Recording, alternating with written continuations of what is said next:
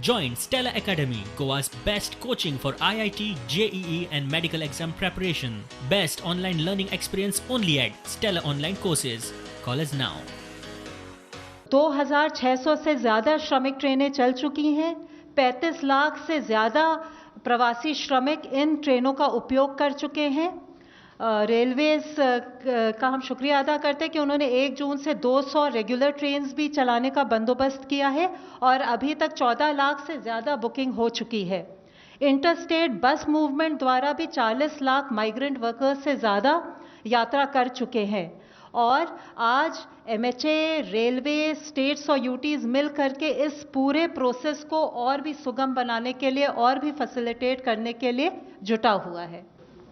जो प्रवासी श्रमिक भाई और बहन हैं उनको मैं ये पूरा भरोसा दिलाना चाहता हूँ कि भारतीय रेल कम से कम समय में उनको गंतव्य स्थान तक पहुँचाएगी।